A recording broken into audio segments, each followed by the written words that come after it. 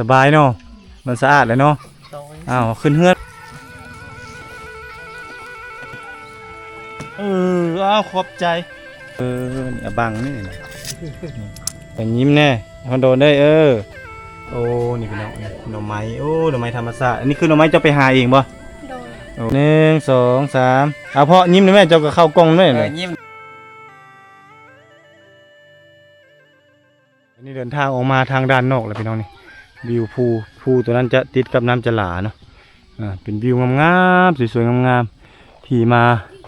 เก็บมาฝากมาต้อนท่านผู้ชมทางด้านนั้นก็จะเป็นในหมู่บ้านก็จะเป็นชุมชนที่ว่ามีเงินซ่านหลายตั้งอยู่เทิงภูเนาะมาทางด้านนี้ก็เขาเจ้าก็จะออกมาปลูกอยู่กระจายเนาะหรือว่าขยายพื้นที่เพราะว่าลูกหลานเขาเจ้าหลายแล้วก็เริ่มขยายพื้นที่ออกมาเส้นทางนี้เขาจะเป็นเส้นทางเก่าแก่แต่ก่อนเลยเส้นทางแต่เก่าแต่แก่เนาะตัวนี้เนาะนี่ตัวนี้เป็นเส้นทางเก่าแก่เนาะมานี่ก็โค้งเข้าในหมู่บ้านนี่เลย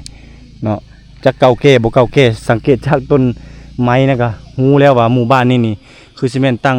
รักปักฐานมาตั้งแต่พุ่นละแต่สมัยปลดปล่อยมาเลยก็ว่าแม่นนี่เนาะก็สิอันมาถึงปัจจุบันอาจารย์บุญมีไปใส่ละมาแล้วอาจารย์บุญมีอยู่เทิงเฮือนบ่อยู่เทิงนั่นบ่แม่นบ่อาจารย์บุญมีได้ไปอาบน้ำแล้วอาจารย์บุญมีนะบ่เอาแล้วอายแล้วน้องนางพันโดนหรอนี่เนาะตัวค่อยมาตัวนั้นนางพันโดนประมาณซ้ำนี่แหละคือป๊บแล้วนะเนี่ยคือเลยเนาะคือนางพันโดนเลยเนาะมาแล้วบ่น้องเจ้าบ่เอื้อยเจ้ามาแล้วนางบ่เอื้อยจะเดินมาแล้วอยู่เฮือนบ่ไปไสน้องเจ้าเอื้อยเจ้าโอ้ยขี้อายพี่น้องไอ้พวกเด็กน้อยในชนบทขี้อายได้ส่วนหลายได้ปบซ้ายปบขวาอยู่เนาะพูนยังกลัวปบอีสังอีเนาะอายแม่บ่น่ะแม่นบ่เอ้ยไผเอ้ยไผอันนั้นเนาะถือว่าเฮามาฮอดแล้วพี่น้องก็สิได้เอารถถีบลงแล้วอาจารย์บุญมีนี่เนาะไปอาบน้ำบ่สิโทรหาก่อนมันจะตักน้ำเนาะตักน้ำไปเย็ดเด้อเย็ดเด้อพูนบ่โรงเรียนพูนบ่ไปโรงเรียนไปได้บักใกล้ๆบ่พี่น้องเนาะอันนี้คือน้ำกินของเจ้านี่พี่น้องตักน้ำมาพร้อมล้างถ้วยเอาใส่นี่เลยสบายเนาะมันสะอาดเลยเนาะขึ้นเฮือนมานี่จนในเจ้านักเด้นี่วิถีชีวิตดั้งเดิมพี่น้องเนาะมาจอดอยู่เฮือนแม่เพิ่นนี่ละยังตักน้ำเนาะตำข้าวอยู่เขตนี่ยังแบบเรียบง่ายเนาะนี่ทางนี้กำลังตำกลุ่มแก้เสือกพี่น้องไอ้มัดแน่นหนาถาวรแท้ได้นี่เลยทางนั้นมาจะตักน้ำผมเนาะบุญมีจะไปใส่เนาะบุญมีนี่เนาะจันบุญมีนี่ไปปะแล้วจันบุญมีนี่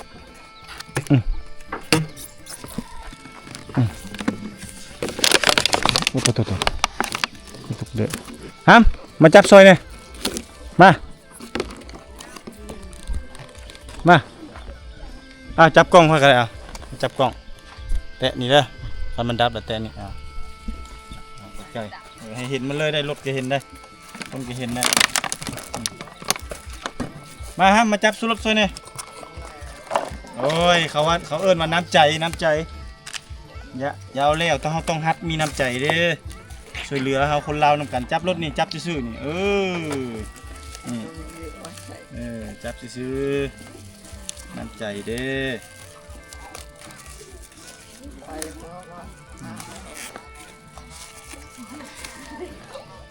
ต้องอายเนาะอายแห่งมาไก่นี่เดินทางมาจากกิโลนี่เกือบ200 กิโลพอได้เนี่ยโอ้กุห่อละ200 กิโลเดินทางเอาบึ้งตั้งใจเดินทางเอารถจักรเอารถถีบใส่รถจักรนี่นอกบ้านเอาแล้วอ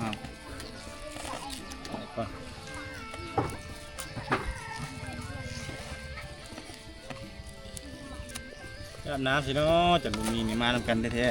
ๆรักแบบน้ำปะแล้วสงสัยอยากให้ส่วง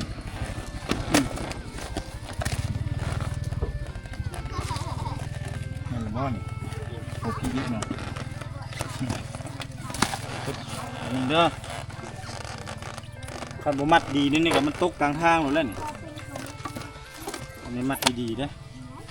ป้องกันไม่ให้ตกกลางทางแป๊บนึงก่อน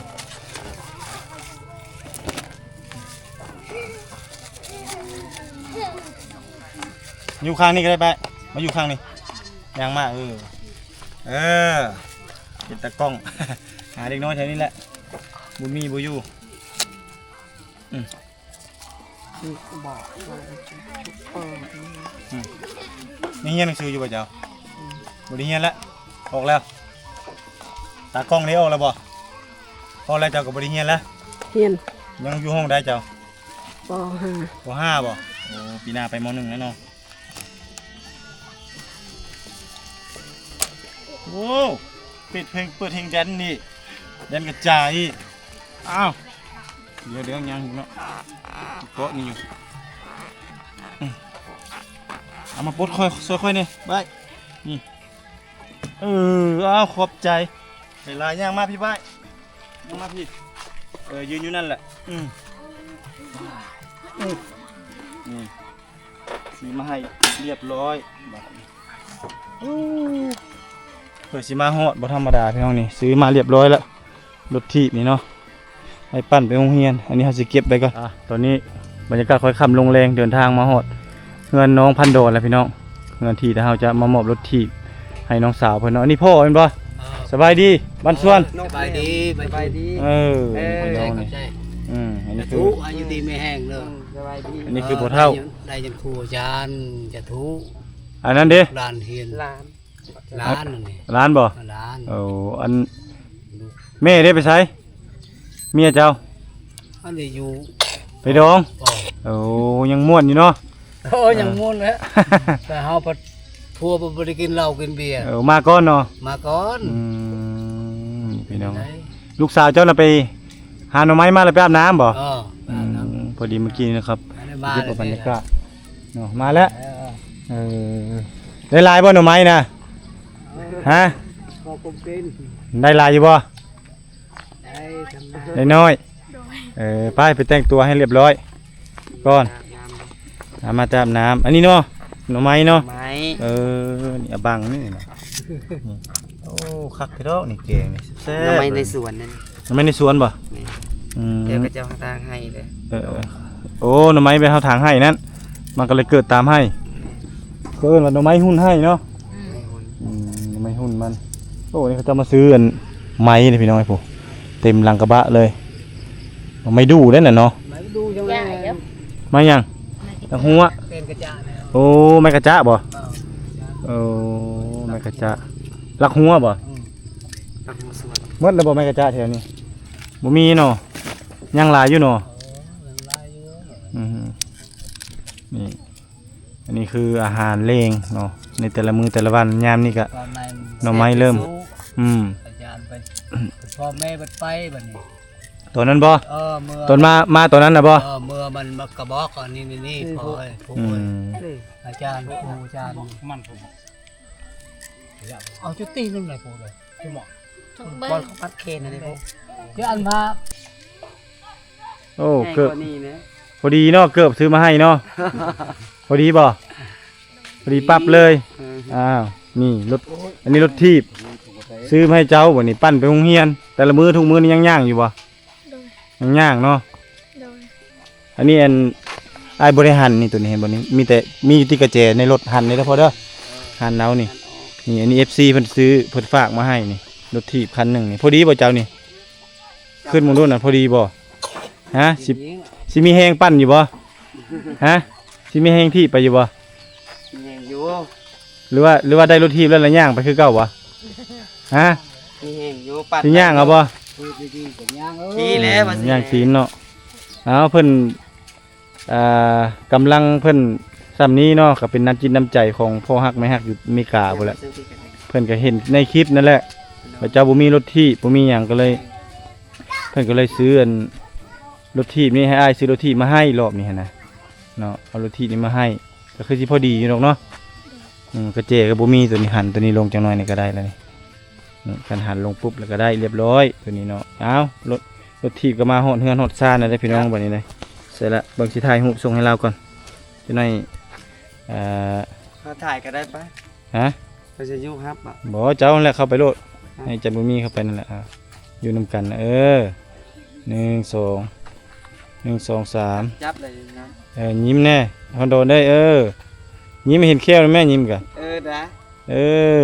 เฮ็ดแบบดีใจนั่นแหละเนาะ ละ เอาอีกวันหนึงเอาทำแบบนี้นี่ จับรถนี่มือเด้ออันหนึงเดี๋ยวเด้อ1 2ยิ้มแน่จะบูดหลายเฮ็ดแบบคือดีใจนี่ เคืออาจารย์เห็นเขี้ยวคืออาจารย์ เอา1 2 3โอเคนี่แหละคือรถ FC เนาะนี่งามเลยเนาะ งามแล้วโอ้ยงามแต่กองในรถอีหลี นี่งามบ่ รถในวัดตะพีเลย งามอยู่บ่งามอยู่บ่ดังๆแน่บ่ค่อยได้ยินเลยบ่ดังๆได้บ่ต้องอายเด้พี่น้องเอ้ยเนาะบ่เป็นเว้าเนาะพอดังๆขอบใจขอบใจจะสู้ นี่คือรถถีบเด้อพี่น้องเด้อถือว่าได้รถถีบแล้วก็ถือว่ารักษาเนาะในใดมันสินั้นน็อตมันหยังต่างๆนี่หั่นใหม่หมดเด้อเดี๋ยวพอเด้อเจ้าหั่นเจ้าแปลงใหม่ได้เนาะบ่ได้นี่ซื้อมาแต่วิละบ่ได้นี่เบรกเป้มาแต่พุ่นได้ขี่รถผู้ลัดห้วยท่าหน้าหลวงผู้ออกมาพุ่นแต่มงสุ่มหมู่ค่อยลัดมาน่ะออกมาใส่หน้าเพียงล้านจึงลัดใส่หินลับนี่ก็ขึ้นมานี่เพื่อสิฮอดอันเฮือนน้องสาวเนาะถือว่าเขาแนมมดทีบเลยไปทางใดฝรั่งนี่คือว่ามีรถทีบพร้อมเราไม่เคยเห็นดิ ฝรั่งไปไสว่ามีรถทีบพร้อมตึงยึงไปแหละค่อยนั่นเดินทางมานี่เนาะเอาไปไว้บัดนี้รถทีบเจ้ามีแห้งขึ้นเทิงตัวนั้นเอาไปไว้เลยรถทีบ จับอันนั้นไปเนียน จะเอาไปตุ้มไว้เทิงเฮือนบ่ ต่อยเอาอันนั้นแล้วก็ไปจู้ไปพุ่นละเดี๋ยวนี่ขาค้ำมันต่อยมันต่อยค่อยๆบ่แม่นนี่บ่เป็นซ้ำน่ะนี่เตะตัวนี้ลงก่อนลงแล้วก็ยูบ่นี่อันนี้บ่ได้ถึกลานได้เอาไปอันกบอันตัวยางนั่นเอาออกมาเลยเด้อตัวมันเป็นยางนั่นค่อยฮู้แล้วผู้สิขี่นี่ว่าผู้สิขี่ค่อยฮู้แล้วพี่ผู้สิขี่ยังบางอีกจน ซื้อยังนางอันนี้นางยังซื้อยังจังบ่จะซื้อยังนางยังอันนี้นางแอปก็แอปแหละแอปบุญดูแล้วคือกันกับเจ้าเนาะแต่เจอเจ้าทมิตรนี่เจ้าบ่ได้อายเจอเจ้าทมิตรเนาะบ่อายปานใดเนาะไปคือเรื่องเฮือนบัดนี้โอ้พอดีงามเลยเนาะซื้อเสื้อมาให้กันเนาะขอบใจเพิ่นส่งกับแม่นแม่นบ่ทางส่งทางเสื้อเนาะขอบใจเด้อป้องหน่อไม้เด้อขอบใจหลายๆแม่นักคณิกบ่นี่โอ้คณิกบ่ได้อยู่มาบ่ได้มาบ่นักคณิกเดี๋ยวนะโจรตื้อล่ะโทษมาตอนนี้ขึ้นมาถึงเฮือนน้องสาวเพิ่นแล้วเนาะทางนั้นกำลังเฮ็ดหยังกินอยู่ในน่ะตาจ้าบ่เฮ็ดหยังกินหน่อไม้โอ้ไปเบิ่งก่อนไปเบิ่งทางหน่อไม้ทางในก่อนไปไปอันโดนพาไปเบิ่งดูไปเบิ่งในเฮ็ดกินวิถีชีวิตถ้าเจ้าอยู่เฮือนถ้าเจ้าเฮ็ดอีหยังโอ้เพิ่นกำลังต้มหน่อไม้นั่งลงดีๆนั่งลงเจ้านั่นนี่พี่น้องมีไฟแล้วบ่นี่โอ้นี่พี่น้องหน่อไม้โอ้หน่อไม้ธรรมชาติอันนี้คือหน่อไม้เจ้าไปหาเองบ่โอ้ไปหาเองหากับไปวางเลี้ยงนี่บ่ไปกับไผแน่กับคณิกกันแหละอัดไว้มื้อนี้อัดไว้ญาติเจ้าฮ้อนโอ้หน่อไม้คือว่าเฮ็ดกินมื้อเฮือนเนาะแม่นบ่เก่งกินมื้อเฮือนไปอยู่ทางอันนั้นพุ่นบัดนี้น้ำในตักมื้อเลยบ่แล้วมื้อเลยเนาะตายพี่น้องนี่ถือว่าครั้งนี้เป็นครั้งที่2พี่น้องเนาะไปนุ่งเครื่องให้เด้อนี่เด้ออันเราไปพุ่นแล้วก็บ่ดังไปนุ่งเครื่องซะเพิ่นบ่นี่นี่พี่น้องอันนี้คือเฮือนน้องสาวเพิ่นโอ้บรรยากาศข้างนอกบุญมีเนาะได้ยอดวิวถ่ายให้เบิ่งแน่ถ่ายผสมเบิ่งเลยอันนี้คือบรรยากาศเนาะทางนั้นเป็นในบ้านตัวนั้นเนาะบ้านเก่าอยู่ทางด้านในตัวนี้เป็นบ้านขยายออกมาอีกเนาะเพราะว่าคนก็หลายโรงเรียนจะอยู่ทางนั้นพุ่นโรงเรียนหลังงามๆอยู่พุ่นเนาะนี่คือเส้นทางนี่เขาเจ้าเปลงเรียบร้อยแม่นบ่นี่เส้นทางนี้ไปฮอดไสเมืองบุรพาเลยเนาะโอ้ไปบุรพาก็ได้โอ้ลงเมืองบุรพาเลยพี่น้องถือว่าง่ายอยู่ว่าไปนี่ บ่ได้ง่ายเลยมีบนง่ายมีบนยาก โอ้รถค่อยไปได้บ่ โอ้ข้างใต้สบายรถ สบายเลยบ่ สบาย เออ สบาย รถสูงแล้วสบายเนาะรถบ่สูงบ่สบายปานใด สบายบ่ได้ อ้าวเนาะฮู้อยู่บ่ว่าลูกสาวเจ้าสิได้มีคนฮักคนแพงอยู่ต่างประเทศ ก็ฮู้ดีนี่คือดีนี่ ฮักก็ฮู้เนาะ อย่าฮู้ ลูกสาวได้เว้าปันฟังบ่ค่อยมาสุดก่อน เฮาเราบ่คิดเลยไปครูอาจารย์อยากช่วยลูก มันเว้าจะโอ้ โอ้ต่างประเทศแน่ โอ้ย อืม สู้เลยลูกเอ้ยครูอาจารย์ฮักเพลงเจ้า ดีแล้ว มานาคณิกอันนี้บ่นาคณิกนะ โอ้กับผู้จบผู้งามอยู่ได้เลย ส เนาะ บายดีไหมล่ะ ขึ้นมาเทิงพี่หมู่น้ำกันเนาะเฮียน้ำกันเนาะนี่เนาะ เดียว เอ้ยน้องบ่ เอ้ยน้องจริงๆ สมพ่อเนาะหน้าตาจะคือกันเอานั่งใกล้กันนี่ นั่งนี้ โอ้งามเนาะสุดเนาะ ลูกหลาน ลูกหลาน ล้าน หลานนี่เนาะ หมู่เดียวสนิทก็ยังน้อยพุ่นเลยนี่ อันนี้ก็เฮียน้ำกันบ่ ห้องเดียวเลย นั่งลงดีๆนะนั่งลง นั่ง ดีๆนั่งแบบอาจารย์นั่นนั่งขึ้น ว่านั่งเพียวอันนี้ นั่งคือสาวบุญมีน่ะ สาวเพียวอันนั่งให้งาม นั่นคือสาวคู่บุญมีนั่นเนาะ ๆคืออาจารย์นั่ง คือมันยังเฮียน้ำกันมันเนาะนี่เนาะโอ้เงินเจ้าอยู่ทางใดเงินเจ้าพูนบ่นั่นเนาะผู้หลังผู้หลังตุ๊บๆนั่นบ่ตู้เก้านั่นถือว่าม้างแล้วแม่นบ่โอ้เฮ็ดต่อมาอีกโอ้อยู่น้ำกันจักคนเงินหลังน่ะ เน็ก สองคนกับไผกับแม่กับแม่2คนนั่นแหละ พวกน้ำไม้กันดี โอ้ผู้กวกหน่อไม้กี้นี่มันบ่พี่น้องถือว่าเฮียนห้องใดแล้วนี่มสองโอ้อันนี้ก็มสองโอ้นำกันเนาะอยู่ห้องเดียวกันเนาะโอ้นี่พี่น้องเด้อเป็นสองสาวเนาะเป็นสองสาวที่ว่ายังเฮียนอยู่มสองเนาะมามื้อนี้ก็ถือว่าถ้าเจ้าย่างไปโรงเรียนนำกันแม่นบ่แต่ละมื้อได้เอาแล้วซื้อรถถีบไปคันเดียวให้ได้บัดนี้เอามั่งเลยเนาะซื้อรถถีบคันเดียวบัดนี้ได้ไปป้าหมู่ก็บ่เป็นแล้วบัดนี้จนได้จะออกโรงเรียนแล้วก็บ่เป็นแน่เนาะ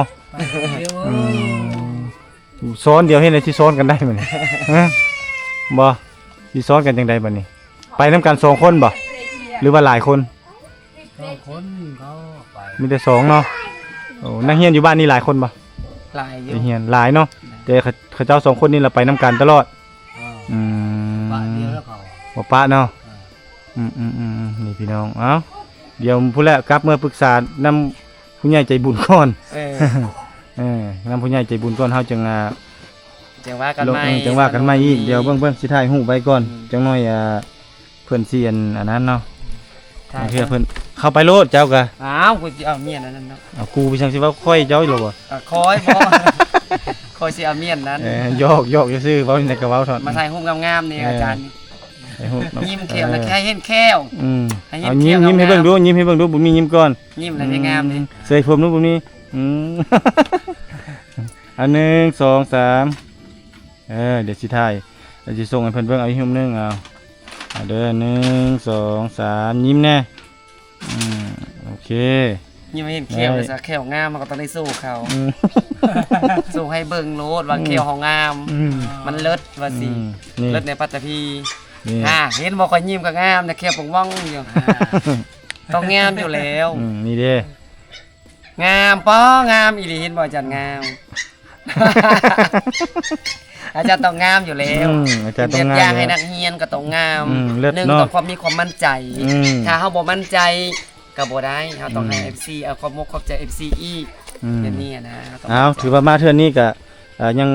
บ่ฮู้เนาะก็ตามใจ FC นะ FC เพิ่นว่าให้ซื้อรถถีบมาให้น้องพันดอนเนาะแต่ว่าที่จริงแล้วเพิ่นเขาสิว่าแล้วก็ไปเฮียนนํกัน2คนย่างไปนํกันมานํกันเนาะวันนี้มันก็จะได้ผู้หนึงบ่ได้ก็ถือว่าอันนั้นน้อยหนึงเนาะก็น้อยใจน้อยหนึงพี่น้องเนาะเอาก็บ่เป็นหยังเดี๋ยวอ้ายสิกลับเมื่อลมเมื่อเว้านํพอตู้ไม่ตู้เบิ่งคันเพิ่นอันนั้นมาก็เพิ่นช่วยมาอีกก็สิได้มาช่วยอีกเนาะบ่ต้องน้อยใจเด้อเนาะให้ฮักให้เพลงกันได้เพิ่นมีคนช่วยแล้วดีเนาะน้อยหรือหลายก็มีคนช่วยแล้วดีคันบ่มีเลยนี่แฮงเต็กเนาะเจ้าก็บ่มีค่อยก็บ่มีคันว่ามีนี่ยังยืมกันได้แม่นบ่คันบ่มีเลยแฮงเต็กเนาะเอาเจ้าผู้มีคนฮักคนเพลงเนาะเพิ่นบอกว่าให้ตั้งใจเรียนเนาะ ให้เจ้าตั้งใจเฮียนมื้อ2นั่นแหละ นี่ เห็นบ่ตั้งใจเฮียนเด้อเพิ่นคันตั้งใจเฮียนแล้วบางทีเพิ่นก็อาจเพิ่นมีต้นทุนมีหยังเพิ่นก็อาจสิช่วยเหลือตลอด ตั้งใจ ว่าบ่ได้อนาคตเบื้องหน้าเพิ่นอาจสิมายามบ้านเฮาก็มี แม่น เนาะเพิ่นว่าปีหน้าเพิ่นสิมา เอาไปครูยานช่วยมุกเราปมก็เนี่ย ถ้าเฮาตั้งใจแล้วก็เฮามีความสามารถและตั้งใจบัดนี้เพิ่นเห็นความสำเร็จของเฮาเพิ่นก็สิช่วยเฮาตลอดแบบนี้ เอ้า เฮาก็มีการจูงใจ แม่นมีให้กินใจ จูงใจเฮา เอาก็สิเอาแนวนี้ซะเนาะก็สิเป็นลมน้ำเพิ่นแหละแต่ว่าเทื่อนี้ก็น้ำใจเล็กๆน้อยๆและสิเอาเงินที่เพิ่นฝากมาให้นั้นล้านหนึ่งสิมอบให้คนละ500,000เอาให้น้องคนละ500,000เนาะ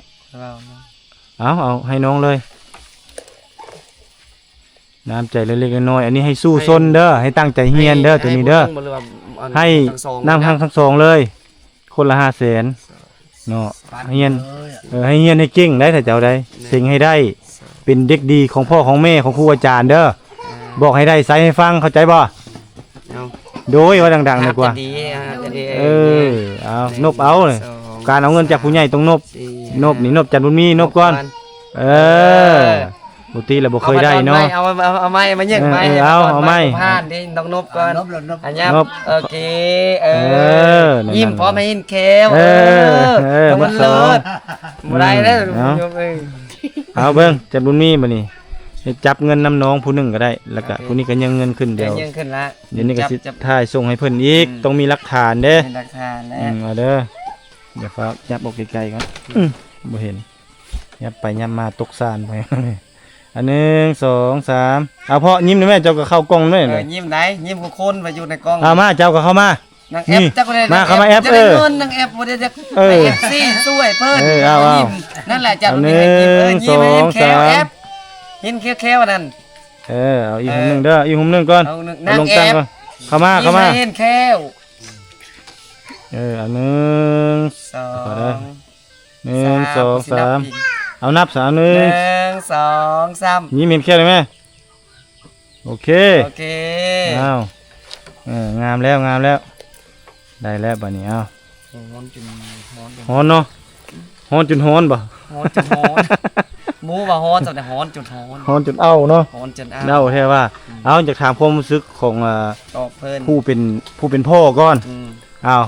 พ่อเนาะรู้สึกแนวใดทั้งลูกทั้งหลานนี่มีคนหักคนเพลงฝากเงินฝากคำมาให้ซื้อรถทีบให้ เพื่อเป็นทุนการศึกษาให้น้องหรือว่าให้ลูกให้หลานนี่ได้ต่อยอดได้ไปห้ามไปเฮียนเนาะถึงว่าเพิ่นจะบ่เคยมาจากเทื่อแหละและเพิ่นยังเบิ่งในคลิปในหยังซื่อๆแล้วเพิ่นยังฮักเพลงคือลูกคือเต้านี่เพิ่นก็เฒ่าแล้วเพิ่นก็ได้ถือว่าเฒ่าอายุหลายแล้วประมาณกว่าเจ้าแหละประมาณ70ได้เพิ่นเนาะอายุเพิ่นนะประมาณนั้นพุ่นแหละแต่ว่าเพิ่นยังหน้าตาเพิ่นยังนุ่มอยู่เด้เนาะเพิ่นยังอยู่สนุกสุขสบายได้จะถามความรู้สึกของพ่อพ่อมีหยังอยากบอกเพิ่นเอา มีหยัง กะเว้ากะบอกเพิ่นบอก FC น่ะ รู้สึกใดๆดีใจบ่โน่นนั่นนี่ก็เว้ามาเลย ก็ดีใจแล้วคือดีนี่เนาะครูยานช่วย แล้วก็ผู้ใหญ่ใจดีเพิ่น ผู้ใหญ่ใจบุญพุ่นแหละช่วย ใจบุญอยู่อเมริกาผู้อยู่ SA สมมุติว่า เบิ่งละครูยานมาที่ใช่ก็อันนี้ก็คือว่าเขาว่าวาสนาด้วยนี่แหละ แม่นแหละ วาสนาเลยเขาบ่แม่นวาสนาแต่เขาช่วยหมด ถึงแล้วก็บ่เว้าซะตัวนั้นมีแต่เว้าเฉพาะเจาะจงแต่ อันนี้เขาวาสนาเขาเบิ่งแยงเขาฮักเพลงก็แม่นได้นี่นะหมดเนาะ ดีใจเอาความรู้สึกของนางเฮียนบัดนี้เอาเนาะพี่น้องเนาะก็ถือว่ามาเฮานี่ก็เฮาภารกิจของบ่ตุกก็ถือว่ามอบรถทีบเนาะแล้วก็มอบเงินให้น้องสาวเพิ่นทั้งสองเสร็จสิ้นไปที่เรียบร้อยแล้วก็จะถามความรู้สึกของน้องๆเนาะที่ว่ามีผู้ใหญ่ใจบุญนี่แหละเนาะเพิ่นเอ็นดูฮักเพลงเนาะมอบทั้งรถทีบมอบทั้งเงินค้ำแล้วก็รวมถึงชุดก้อนก็มีเสื้อผ้าหน้าเพเนาะเป็นเกิดเป็นหยังต่างๆมอบให้และอยากถามความรู้สึกทั้งสองน้องรู้สึกจังไดที่ว่ามีคนฮักเพลงนะเจ้าสุขยูส่งเสริมนะเจ้านี่ลานบ่คิดบ่พันเลยสิ ดัง เราดังตั้งใจบ่คิดบ่ฝันเลยบ่ว่าสิมีอัน ต่ออีกนะ พ่อแม่เนาะอยู่ต่างประเทศฮักเพลงแม่นบ่ โดย มีหยังอีกเว้ามา เว้าเอาหน้าคณิกเว้าก็ได้เว้านํกันนั่นแหละ เว้าำกัน แล้วคุณพร้อมเลยอะ ไปเลยแหละ เว้าแล้วแม่นบ่สอนกันนี่นั่นกันนี่ ขอบใจลุงตา ขอบใจพ่อแม่ เว้าความรู้สึกของน้องๆออกมาเลย โดยที่บ่ต้องอันนั้นอีกเว้าเลยตอนนี้ถ้าเจ้ารู้สึกนั่นแหละให้เจ้าเว้าเลยเว้ามา รู้สึกตื่นเต้น เป็นจังไดอีกมีแต่ตื่นเต้นนั่นบ่ฮะบัดอันนั้นเด้บ่คิดเลยบ่ว่าจะขอบบุญขอบคุณมาหยังเพิ่นผู้เพิ่นช่วยเหลือนั่นฮะ ขอบใจ ขอบใจพ่อแม่โอ้ยสู้ ใจดีมีแห้งก่อน ก็บอกเพิ่นเว้าไป ให้มีความสุขความเจริญ เอานบมือเบิ่งเอาสิสอนเว้าสิพาเว้านั่นกันนี่ หมดสองนั่นแหละเว้า ถือว่าน้องๆเพิ่นตื่นเต้นเอาง่ายๆซะถือว่าบ่เคยมาถ่ายเพิ่นก็ถือว่ามาแค่ครั้งหนึงแต่ว่าเทื่อต่อไปต้องได้คันมาอีกโดยที่ว่าสิมีบ่มีหยังติดไม้ติดมือมาให้มาถ่ายวิถีชีวิตน้องซื่อๆเนาะบางเทื่อมื้อหน้าหกบ่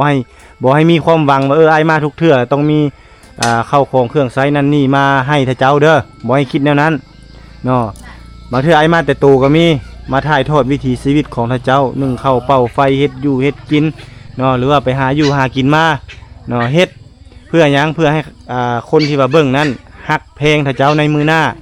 เนาะมือหน้าหกบางทีก็อาจสิมี FC เนาะมีผู้ใหญ่ใจบุญหลายคนเอ็นดูฮักเพลงเพิ่นก็อาจสิฝากเข้าของเครื่องไซมาอย่างต่างๆมาให้บ่น้อยก็หลายเนาะขอแต่ว่าอยู่ในโลกอันนี้ให้สร้างมั่นสร้างแต่ความดีให้มีแต่คนฮักคนเพลงล่ะพ่อบ่เฮ็ดตีนสั้นมือยาวเนาะบ่ขี้ตัวขี้ต้มเนาะให้ฮักพ่อฮักแม่เนาะแล้วก็ทางนั้นทางนี้ก็บ่มีหยังหลายน้องๆเพิ่นตื่นเต้นเด้อท่านผู้ชมเด้อก็ถือว่าเป็นครั้งแรกของน้องๆก็มีแต่สิบอกน้องเพิ่นนั่นแหละเนาะสิบอกน้องตื้มในตัวหน้าก็เพิ่นก็ตื่นเต้นดีใจเนาะเพิ่นก็บ่คิดบ่ฝันนั่นแหละว่าสิมีผู้ใหญ่ใจบุญเนาะหรือว่าลุงป้าพ่อแม่จากต่างประเทศที่เพียงแต่ว่าเบิ่งคลิปที่บ่ตุกมาถ่ายทอดชีวิตตั้งแต่3ปีหลัง4ปีหลัง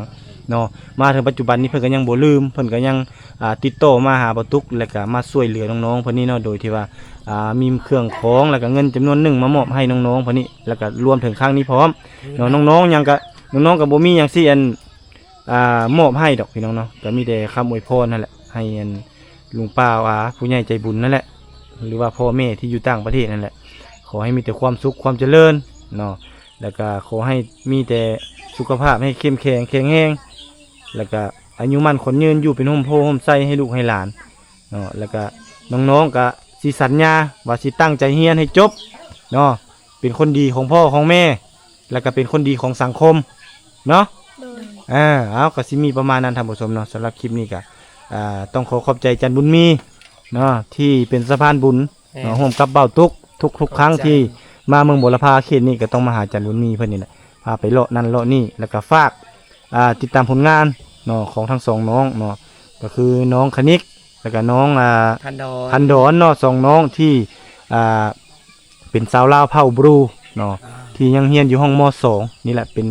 โรงเรียนที่ตั้งอยู่โรงเรียนม.โตน้ำจลาเนาะที่อาจารย์บุญมีสอนอยู่นั่นเนาะแล้วก็นางเฮียนนี่ก็ถือว่าน้องๆนี่ก็ยังว่าย่างไปเนาะ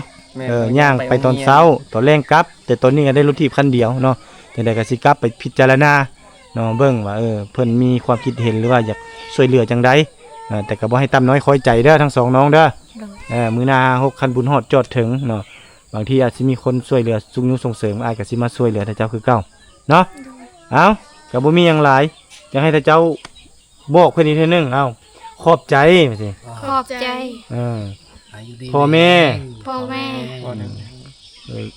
ลุงเปล่าลุงป่าว พี่เมตตา ที่เมตตา ซื้อเครื่องนุ่ง ซื้อเครื่องนุ่ง แล้วก็ซื้อรถทีบ แล้วก็ซื้อรถทีบ มอบเงิน มอบเงิน ให้ลูกหลาน ให้ลูกหลาน ลูกหลานสัญญาว่า ลูกหลานสัญญาว่า จะตั้งใจเฮียน ตั้งใจเรียน จะเป็นคนดี จะเป็นคนดี ของพ่อแม่ ของพ่อแม่ และสังคม และสังคม สาธุ สาธุ ยกโอเคประมาณนี้